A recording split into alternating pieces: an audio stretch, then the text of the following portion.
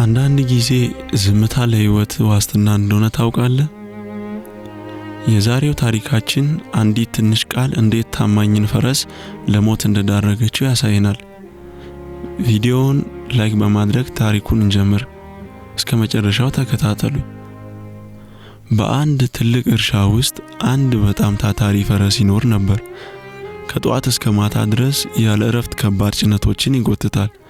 አንድ ቀን አመሻሽ ላይ ግን ድካሙ ከወትሮ በረታበት። ጀርባውን አመመው፣ እግሮቹ መንቀጥቀጥ ጀመሩ።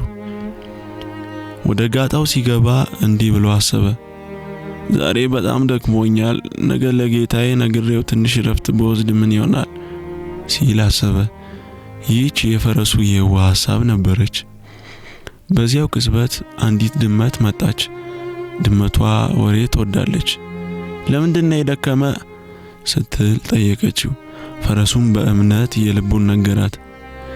ነገ ጌታዬን እረፍት እንዲሰጠኝ ልጠይቀው ነው አላት። ድመቷ ግን ታሪኩን ቀየረችው።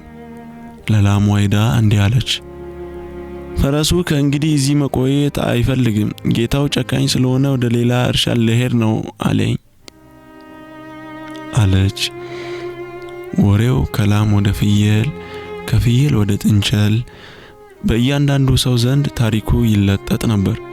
መጨረሻ ላይ ወሬው እንዲህ ሆነ፣ ፈረሱ ጌታውን ሊገድልና ሁሉንም እንስሳት ይዞ ሊያመልጥ ነው የሚል ሆነ።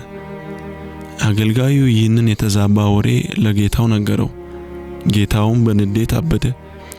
ይህ ከዳተኛ ፈረስ በማለት በዚያው ሌሊት ገዳይ መርፌ ወጋው። በማግስቱ ጠዋት ፈረሱ አልተነሳም። እርሱ የፈለገው የጥቂት ሰዓታት እረፍት ብቻ ነበር። ነገር ግን የተሳሳተ ሰው ላይ መተማመኑ ህይወቱን አሳጣው። ወዳጆቼ፣ ከዚህ ታሪክ የምንማረው ትልቅ ቁም ነገር፣ አንደኛ፣ የልብህን ምስጢር ለሁሉም አታካፍል። ሰዎች በፊት አዛኝ ሊመስሉ ይችላሉ፣ ነገር ግን ከጀርባ ቃላትን ሊያጣምሙብህ ይችላሉ። ሁለተኛው፣ ቃላት ውድ ናቸው። ህልምህንና ድክመትህን የሚሰሙ ሰዎችን በጥንቃቄ ምረጥ። ሶስተኛ፣ ዝምታ ዋጋ አለው። ብዙ ጊዜ ካልተገባ ንግግር ዝምታ ህይወትን ይታደጋል። ይህ ታሪክ ካስተማራችሁ ለጓደኞቻችሁ ሼር አድርጉት። በኮሜንት ላይ ከሶስቱ የትኛው ለናንተ ህይወት ዋጋ አስከፍሏችሁ እንደነበረ ጻፉልኝ። ለተጨማሪ አስተማሪ ታሪኮች ሰብስክራይብ ማድረጋችሁን እንዳትረሱ። በሰር ቆዩልኝ።